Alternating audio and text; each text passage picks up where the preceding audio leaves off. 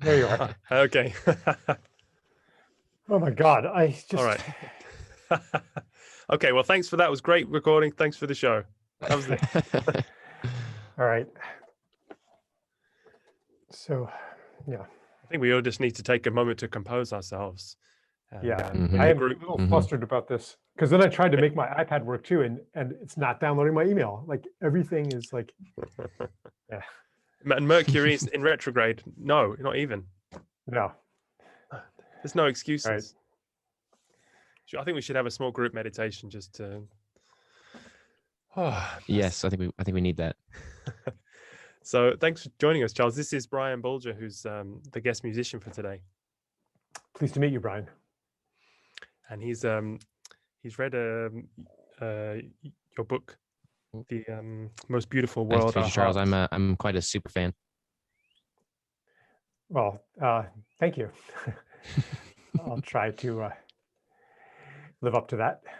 And I'm a super fan in waiting. I'm just waiting for the inspiration because I didn't have time to read any of your books for this, I'm afraid.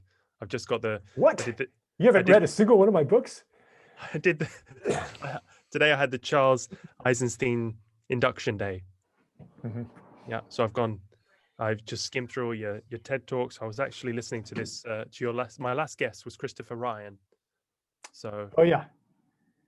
You were on his podcast about 2 years ago. Yeah. So maybe this is a nice segue into that. I can stitch my interviews together as if we chat about, because his work is focused on, he's kind of a modern anthropologist, and so he says that civilization is the problem, and that yes, he does. Yeah. And so the hunter-gatherer is we came from that, and when we put the first seed in the ground, that was when we went wrong. So I was just wondering how far your ideas intersect with his, to what extent. Yeah. I mean, I can very well understand and inhabit the perspective that he's speaking from. But then I'm like, hold on, this can't just all be a mistake. Like, what about pianos? Like we wouldn't have pianos if we didn't have agriculture. What about film? What about Carnival? What about, I mean, there's a lot of beauty that's come along with the expression of the human gift that has been made possible by agriculture, the division of labor, technology, and so forth. So I can't believe that Gaia, that nature would create humans with our particular set of gifts as a big mistake. And anyway, I have a much longer answer to that, and it gets fairly anthropological. I could do it, but I don't know if that's where we want to go right at the beginning. Well, you did write a whole book about it with The Ascent of Humanity, no? Yeah, basically the whole book is about that. Mm. Yeah. Yeah, go and read the book, people. Because your ideas, you're not just limited to civilization. Even your idea civilization is too small a thing. I mean, that could be someone's career, no? But you've gone deeper, or you've looked at sacred economics and sacred activism, the book that Brian's so inspired about. So maybe let's just get the song out of the way, because we have to condense this down into a song. So which of your ideas is the most important one to share and preserve?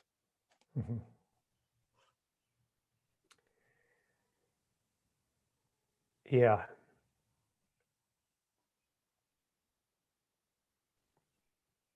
It really depends on the context. It depends on the conversation. Importance doesn't exist objectively. Importance is a relationship. And what might be the most important idea to one person may not be important at all to somebody else. That said, there are some things that I think speak very deeply to our condition right now in modern civilization. And one of them is the story or the mythology that answers the question, why am I here? Why are we here? What's the purpose of a human being? What's my life for? even to ask that question is already a bit radical, because our consumer culture, our market economy, even some of our scientific paradigms and our economic paradigms, they say that that question is kind of meaningless. Meaning is whatever we impose upon the world, whatever we project upon the world, and our biology programs us to survive and reproduce and to maximize our self-interest. And there's really we're just an accident. And it also says we're kind of a biochemical accident on Earth. So that question doesn't even have an answer. It's not even a coherent question in the story of modern civilization. Yet there's something in us that understands that that is a valid question. And at a certain stage of life, it is the only question worth asking, because everything else hinges on that. So what part of my work is to tap into a new and ancient story or a mythology that answers that question. I'm not saying that I have the answer, but I'm saying that we can connect to the source of an answer. And what it says is that you are here, and we as humanity are here in service of life and beauty on Earth. So that even feeds to the question of, well, is civilization or technology or agriculture a good thing or a bad thing? It depends on whether we use those gifts in service of life and beauty on Earth. So this way of understanding a human being and our purpose is consistent with ecology, because in an ecosystem, it's not every species for itself, exploiting and degrading everything outside of it.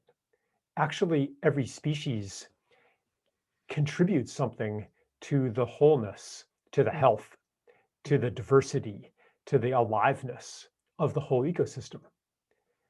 We are meant to be the same. We have not yet done that as a civilization. Maybe hunter-gatherers have done that in certain places on Earth, and this is what anti-civ people are seeing. But that doesn't mean that we just have to give up and say we're an evil presence on Earth. It's to say, how do we redeem our development and turn it toward what it's supposed to be for? And on a personal level, it's the same. How can I bring my life into alignment with beauty and life on Earth? Anybody who fulfills the dream of capitalism, of wealth maximization, will be faced with this question. You have $1 billion, you have a yacht, you have a mansion, you have investments, you have security, you have armed guards to make sure that no one takes it, you have a diversified portfolio, you've made it, you've won, you've maximized self-interest, and you're not then happy. What? You're not going to feel happy even, much less satisfied, because you haven't done what you're here to do. Right. So this call, no matter whether you're a winner or a loser in the game of life as it has been narrated to us, that call, every human being can feel that call to be of service to life and beauty on Earth. So that is, and everybody knows that what I'm saying is true. Even if you have an ideology or doubts or traumas that get in the way of that, everybody knows that what I'm saying is true. And so if there's a song that can awaken, like just even touch that knowledge of the truth, that'll be a useful thing in the world.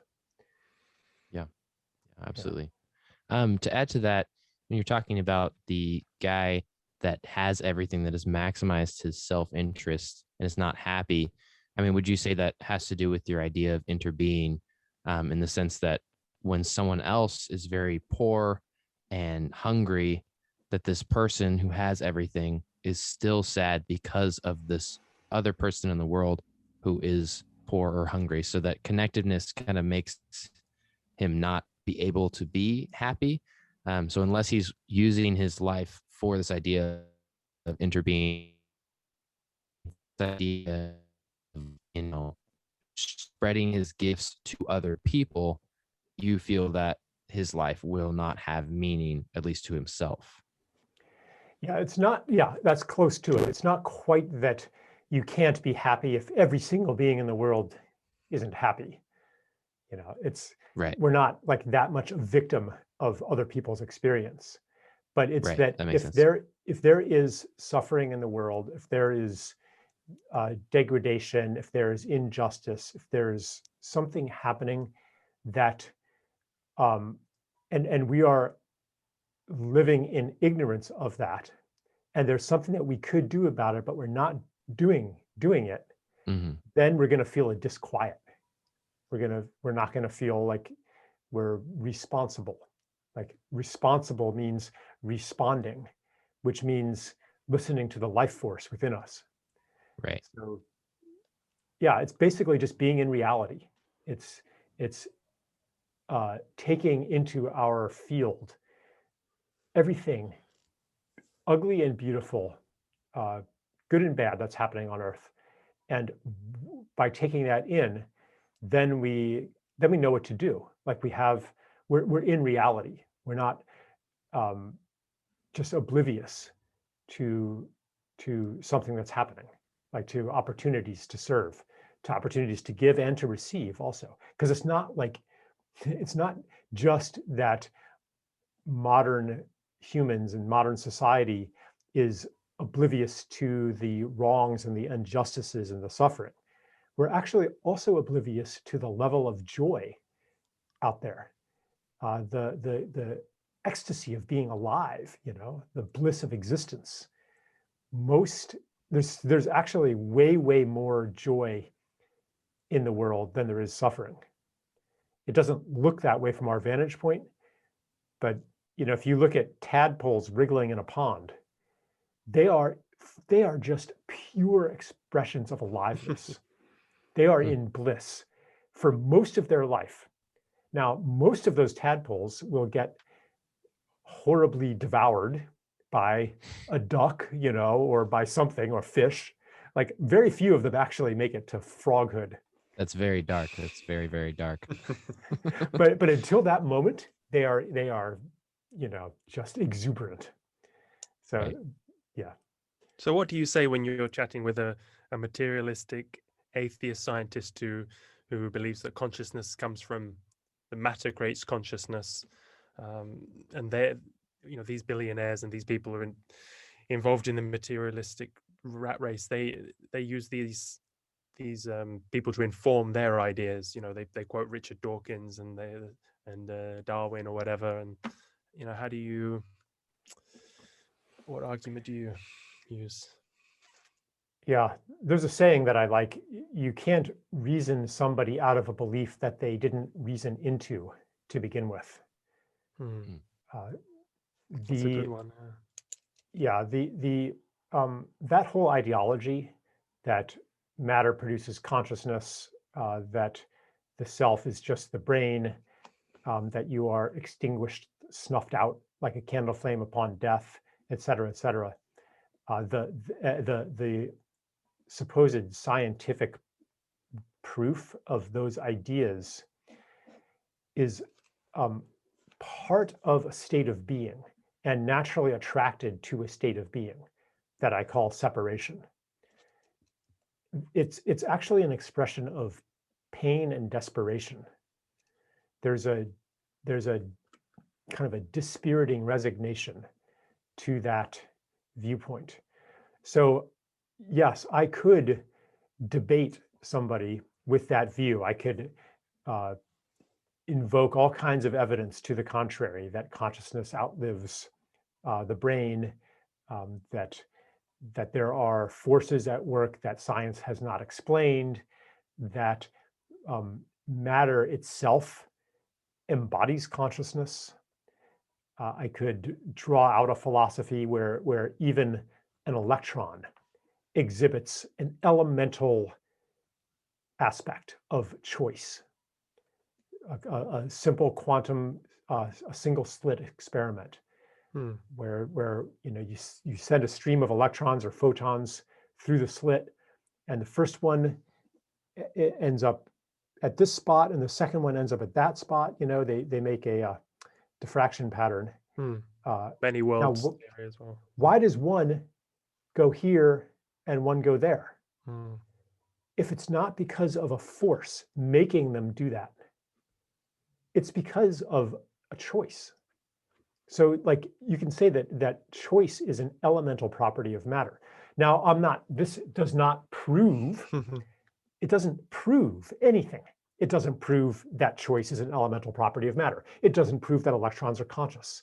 It doesn't prove anything, but it can be enrolled into a story in which we are not the sole intelligence in the world, and we are not deterministic machines, nor are we random machines. Anyway, I can go deeply into this if you want me to, but I'm just saying that a state of belief is a state of being. Right. I've heard the good quote recently that the way science advances is that old scientists die. Yes, paradigms change one funeral at a time. Yeah. Because how do you? I mean, I also had Rupert Sheldrake on the show, and that was very inspiring. And his the science delusion, and these 10 how science itself is unscientific. It was very, because we all, people like Brian and myself, we it's common sense, and we feel it, but we can't articulate in the way that people like you and Rupert can. We rely on you. Yeah. And Rupert articulates it beautifully. He's eloquent and lucid. And, I think most of what he says is compelling, but nonetheless, has he changed the collective mind of science on these issues? No. Therefore, it's, argumentation, evidence, logic, et cetera, isn't going to change their mind. Because they didn't come to those metaphysical beliefs through reason to begin with, and evidence. It is an ideology. It is a mythology. And that mythology corresponds to the modern self. Right. And atheism is a new thing, no? Yeah.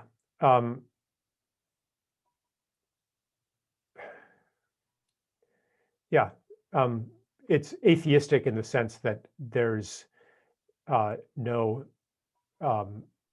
deity, no external deity, or no intelligence greater than the human.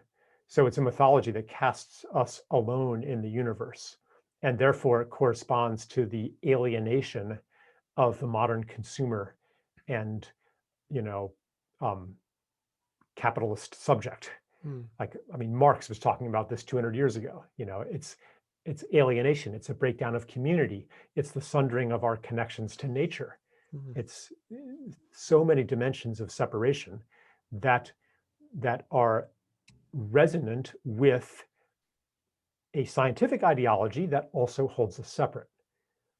So what I'm saying is that this is a holistic state of being of which the scientific ideology is part.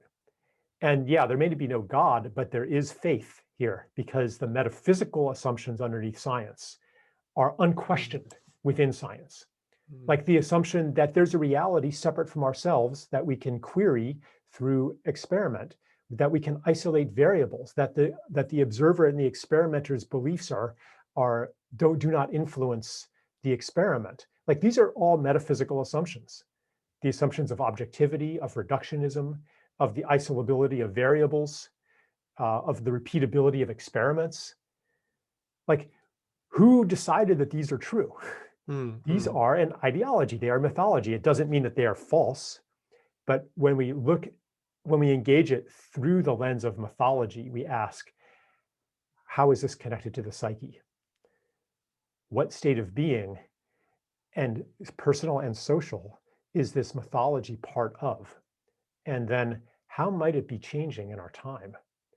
Like this mythology, it was once liberating in the 16th century, to be liberated from this tyrannical, patriarchal God and these narrow dogmas of the Catholic Church. It was liberating, but it's not anymore. Now it is confining. Right. So we are in my view, transitioning to a new mythology. Could that be something like panpsychism? I've heard that was one alternative that we might move to.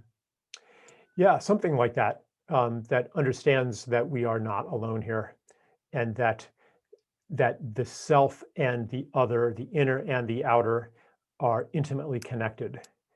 Reality and belief are intimately connected. Nothing so simple as change your beliefs and you change reality, as if like that's actually an attempt to preserve the master human technologically manipulating and dominating the world. It's not so simple as that, but it is a mysterious relationship. It's not separate. The psyche and society and ecology and the cosmos, there's a mysterious relationship here.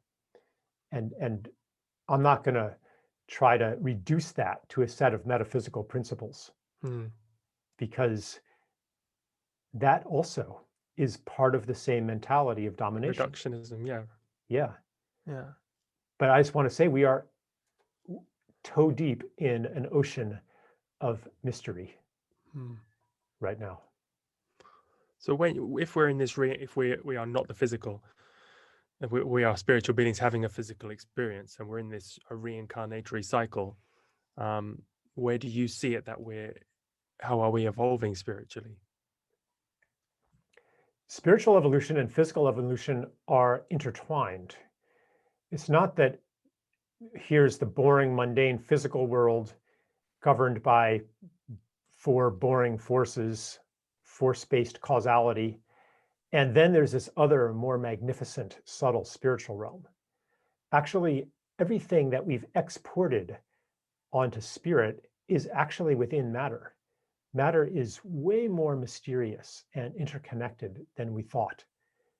We only maintain what we call scientific materialism by excluding a lot of what is in matter. Like I like to use the example of homeopathy, which basically understands that there is what you would call a spiritual dimension to every material. Like you take incredibly dilute solutions of a material, so dilute that there's not a single molecule of the material in the water. It's purely an imprint of information, and you put it into your body and you change spiritually. Like your thoughts change, your beliefs change, your experience of being changes. So any kind of spirituality and materialism, any dichotomy like that that doesn't take into account these subtle properties of matter is missing something. So I think that, and this actually feeds back into what I was saying about our purpose being service to life. It's not just service to life, it's also service to matter. I like to say that we should become more materialistic, which means to treat nature and materiality as just as sacred as everything else, and not confine sacredness to something non-material, but to treat the world as sacred, to make as beautiful a creation out of it as we possibly can in our brief time here. Because however we treat materiality in this brief life is a template for inconceivable, infinite existence outside of this brief life. Everything you do matters, even though this life is tiny. It's a tiny shred of paper in a hurricane, yet it's important. Anything you do now is practice for anything you will do in the infinity to come. I've spoken with a few yogis who are able to do astral projection, and they can go to the other realms where we go in between incarnations on this life. And yeah, they say that well, there's many more people on the lower realms that a visitor from another planet can come to this realm, come to this earth, and all they have to do to understand the psyche of the human race is to just go between the realms and look where the most people are. And they go to the higher realms and it's sparse, and the lower realms it's billions more people than are incarnated on this realm. So yeah. And I would just hold a moment of gratitude for all those billions who are going into the lower realms. There's a purpose to that. All the people that we judge the most, actually, they're actually doing creation a good service by going all the way to that depth of separation and coming back again, so that that story can be told and woven into our collective experience.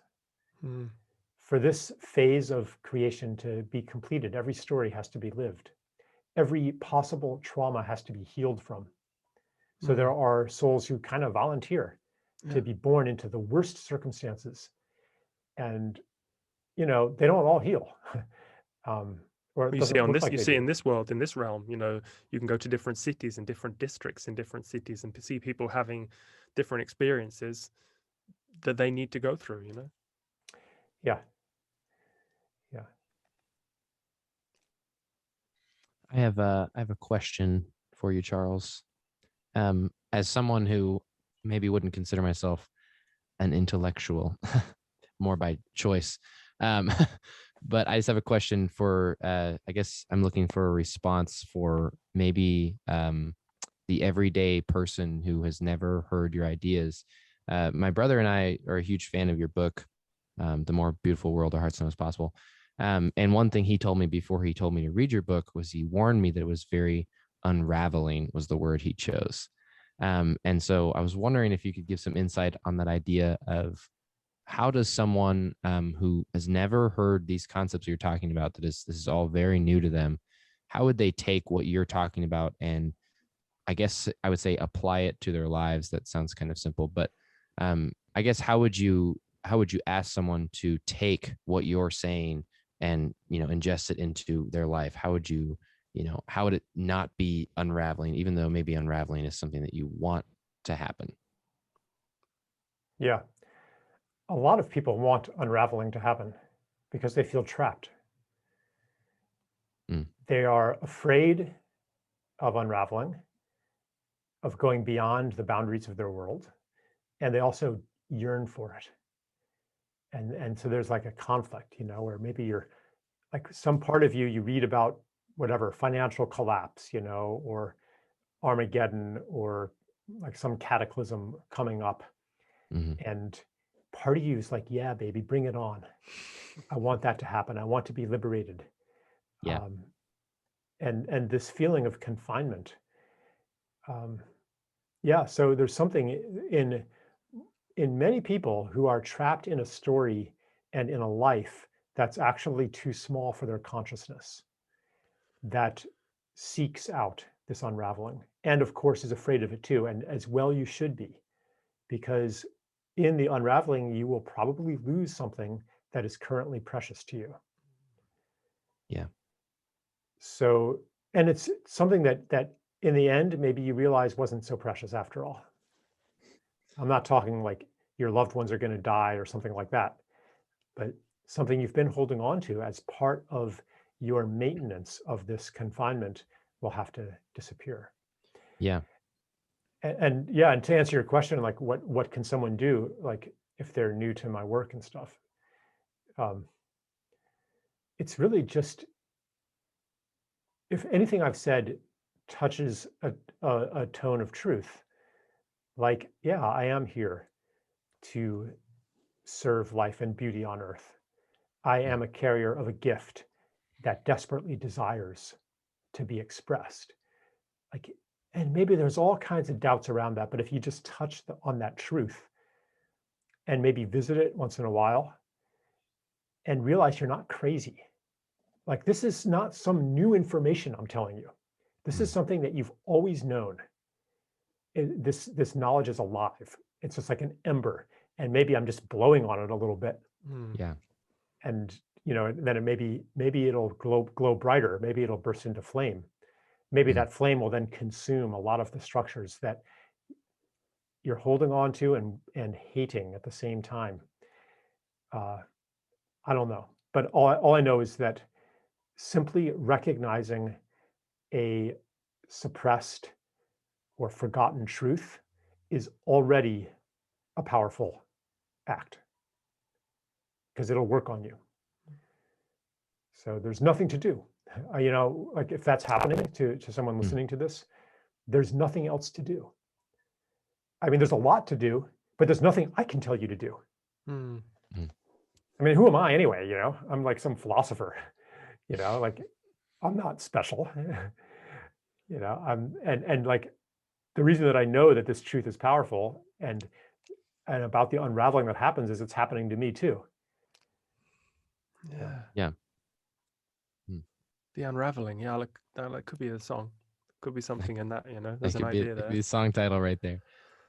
Because you use what really communicates is examples. You know, you use examples in your book. You have a podcast with, because we're now talking in general about the theories, but what people, if people want to really connect with your ideas, they should go listen to people's life stories. You know, through that you've communicated. I don't know. Yeah, you know, a lot of people find nourishment in my books and articles and podcasts because a lot of what I'm saying goes against what our culture tells us, what our economy tells us, what people in our lives might be telling us, what seems practical, what seems responsible, what seems realistic. And in order to hold a truth that contradicts a lot of what we're being told, you need help. You know, you need a community. You need to nourish that. And so a lot of what I put out there is meant to help people hold on to a realization, a truth, a way of being, a worldview, a new story. Because also you talk in sacred economics. I mean, a lot of us don't like the idea of money and, you know, having to go, you know, on this hamster wheel that we're all running on. So, and you, what is the premise of sacredomics and the alternative? You mentioned the gift economy, and is that practical on a large scale as our civilization? Yeah, it's funny. The book, people misunderstand the book when they see just the title. It's not about getting rid of money and just, you know, giving presents to each other. It's about how do we transform money and how do we transform our attitudes and relationships to money and property so that it takes on more of the spirit of gift, more of the spirit of abundance. So there's a lot of like nuts and bolts economic theory in there, drawing on several traditions of economic philosophy, you know, and then there's also a lot of psychology in there, and even if I dare say it, spirituality, issues of right livelihood. There's a big theme about debt in there. Like none of this stuff about you know, prosperity programming and abundance mentality and all this psychological personal stuff. None of this is a substitute for systems change. It's a foundation of systems change, but the system that we live in affects our psychology. It's not just that our psychology, our beliefs create the system. It's also that the system creates our beliefs. You know, like you take a baby, a child, somebody who's fully in the gift, fully willing to receive, a pure being, and you immerse them in our educational, economic, technological parenting matrix, and what do they become? Like that happens to them. It's because of the system. So a lot of the book is about systems change. What can people do? Because you're, as an American, you pay taxes into a system that your government has nuclear weapons, which, you know, 9 countries in the world have nuclear weapons, which could, you know, destroy the whole planet and make the world unlivable. Do you feel that's the biggest challenge that humanity is facing? Well, no. The biggest challenge that we are facing is, I mean, in a way, yes, it's to stop fighting each other. It's to stop judging each other. none of our problems would be difficult to solve if we were in coherence. It's a symptom, you mean? Yeah. Yeah. I mean, it's obvious, like we don't need nuclear weapons. They don't serve any purpose.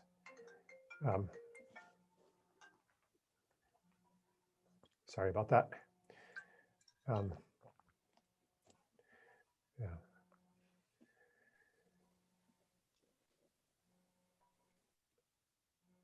It's my brother calling. He's a farmer. I mean, he basically doesn't use a telephone ever. So it's quite a surprise, but yeah, all of our problems would be easy to solve if we were in agreement. In fact, the human world is created through agreement. And right now we are in a political context that is with greater and greater intensity pitting us against each other, encouraging us to hate, encouraging us to explain every injustice as the result of the horrible people on the other side. A lot of the headlines could be subtitled, "Aren't they awful? Aren't they inexcusable? Aren't they unjustifiable?" Like that diagnosis is very, very deep at the root of the problem. And it's everywhere. The propaganda is everywhere on a subtle level. Like my son has this book of the Marvel universe, you know, the Avengers, you know, and the Guardians of the Galaxy and all these superheroes, you know, and villains. And all the superheroes are, you know, like super muscular and they have like this armor and these weapons and stuff. And like, what is the message underneath all of this? It's that the problem is caused by evil people and the solution is to kill them. Yeah. Every problem can be remedied by violence because it is caused by irredeemably evil actors. So the programming is ubiquitous, you know, like I'm like, this book is poison. We watched a little bit of the Mandalorian series. I'm like, this is poison.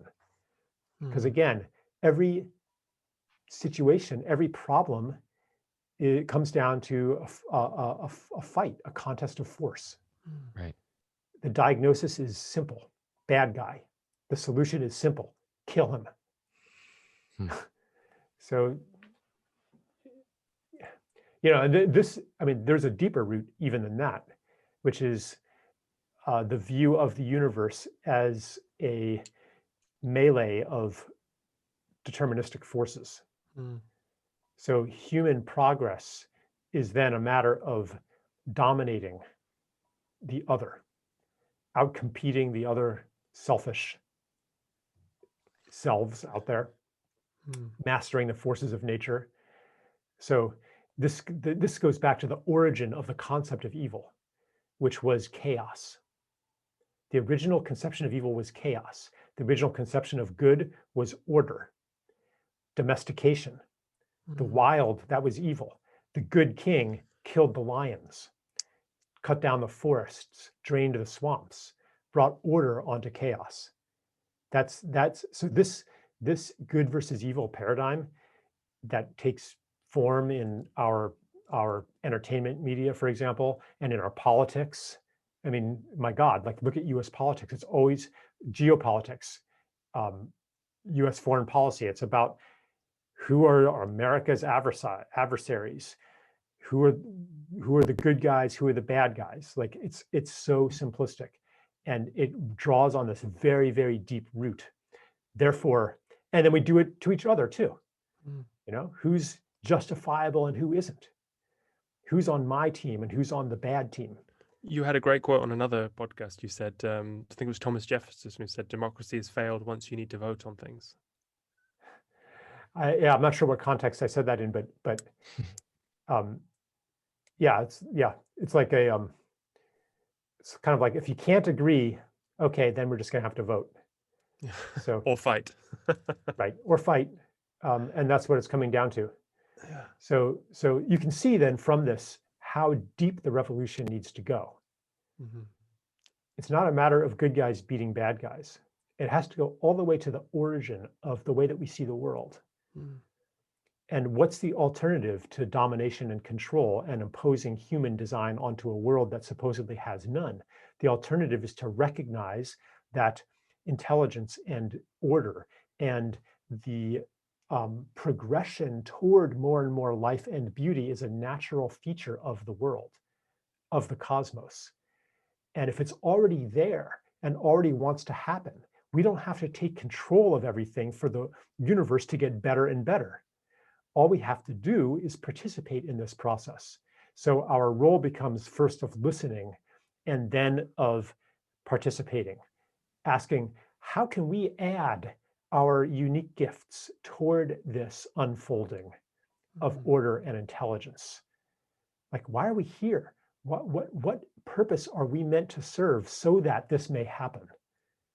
That is where we have to go. That is the new story that we have to inhabit. If any of this is going to change, from nuclear weapons to, bombing Yemen, to the prison industrial complex, to, every social problem ultimately comes down to our, to transitioning out of this oppositional dominating relationship. Wow, I think that should be the with the unraveling. Yeah, we have to. I don't think we can top that. Yeah, I think we've got our homework is set. Yeah, I will add one more thing. What you just said about, there having to be a bad guy that you have to use violence or force against is really interesting because, again, it just contributes to your idea of the state of separation.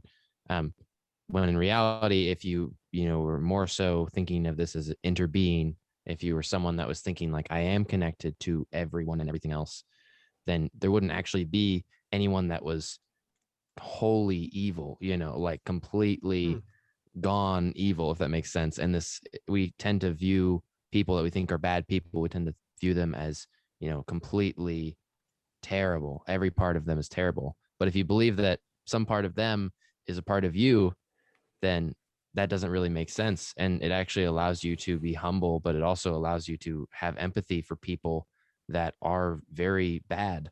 And instead of using violence against those people, instead being like, they are a broken part of me and us.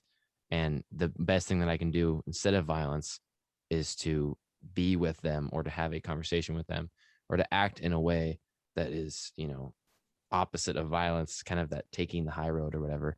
I don't know if you would agree with this, Charles, but that's just kind of what I was getting from what you were saying. But just that idea of, we have to act as if we are interbeing and not separated. Yeah, I think sometimes there is no alternative to violence. But when we see others, when we see evil actions as the result of evil people, then there's no alternative to violence because that person is irredeemable. Yeah. Now, if you understand that evil action comes from circumstances, from the situation, the totality of that person's situation, then you can look to change that situation. And you might find that you cannot change it. I'm thinking of this woman who there was a prison company that was going to build a prison right on this beautiful spot, this sacred spot on a river, and just wreck the entire ecosystem there for a for-profit prison. And she took him to court, and fought and fought and fought in court and got that prison stopped. And the court system is actually, it's backed by violence. If he had tried to build his prison anyway, at some point, after the court said he couldn't, at some point, armed police would come and stop him. Okay, so that is actually violence. And I'm not saying that she should have, gone and pleaded with him on her knees or, tried to connect him to his inner child or something like that. Like, she might not have been in a position to be able to do any of that. Right. So I'm not going to rule out violence, but what I like to say is that the problem isn't fighting. The problem is the habit of fighting. based on how we view other people, how we judge them, how we diagnose their actions as coming from evil. that generates endless fighting and prevents us from thinking creatively, or even from looking for other ways of engaging them. I've heard there's only one crime that you can commit on this earth, and that's ignorance. Because if you're aware, if you're enlightened enough to know that what you're doing is wrong, you wouldn't do it, you know.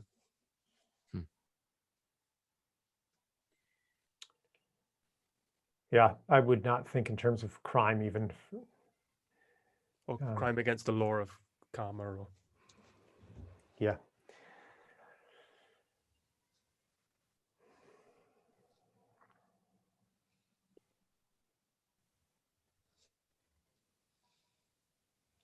All right. Well, we were late starting here, so I'm sure you have to get onto another appointment here. I don't want to take up too much of your time here, Charles. Yeah, I didn't know how long we were going to go, so but I could be complete now. I think we covered a lot of territory. Yeah, we did a lot. It was really a great conversation. Yeah. Yeah. Do you think you have inspiration for a song, or Brian? 2 or 3, no? 2 or 3. The entire album about what you said. It was it was that influential to me. I really enjoy your work. I really do, and I just appreciate that you are in the world and talking about these things. So yeah, I have plenty of material to work with. Okay, great. Well, I'll look forward to hearing it. All right. Thanks very much, Charles. Yep. Thank you. Hi. Very nice meeting you. Yeah. Pleasure.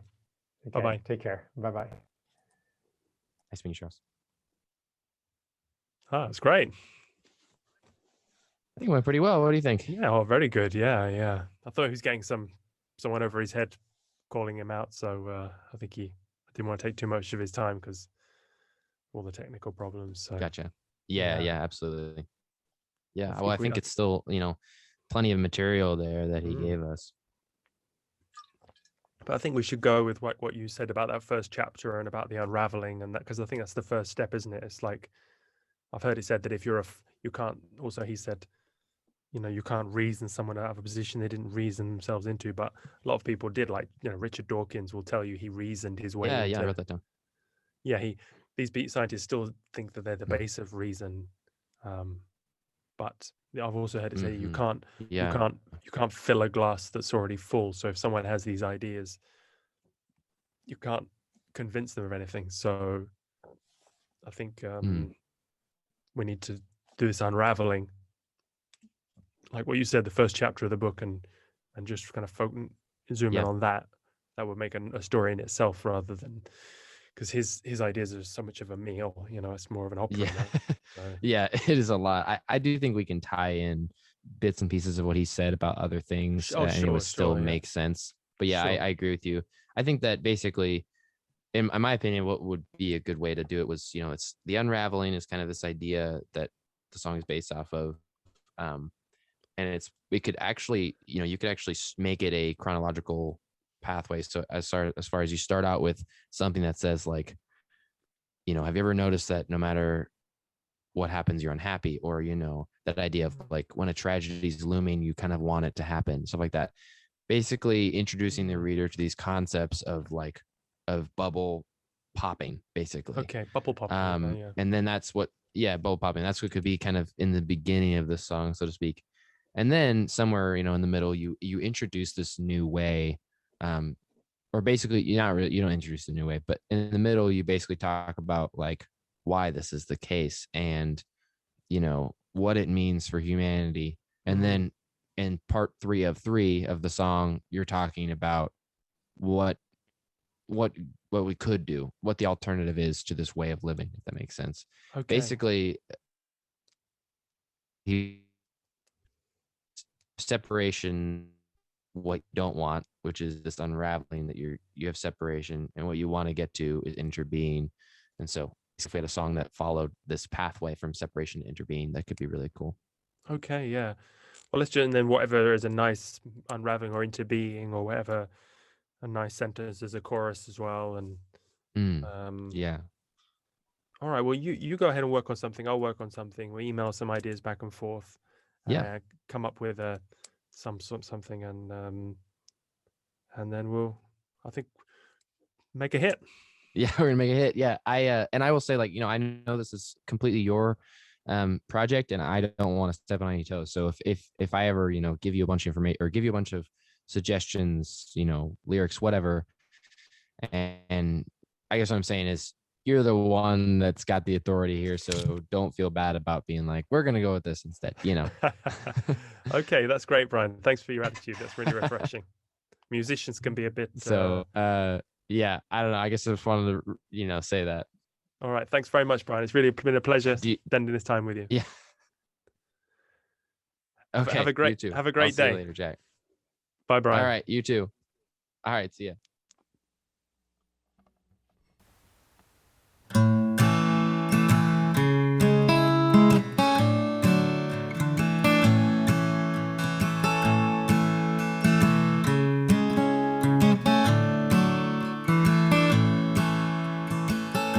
We're in the world and overwhelmed. While we're divided, we are compelled.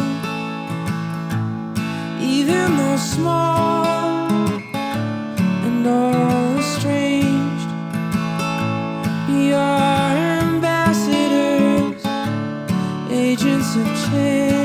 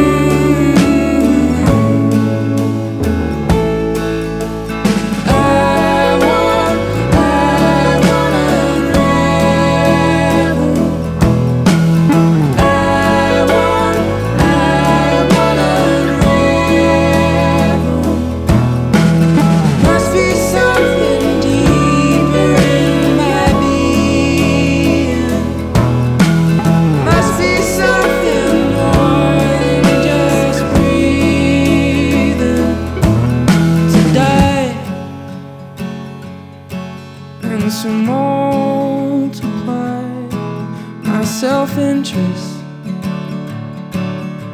my capital. We die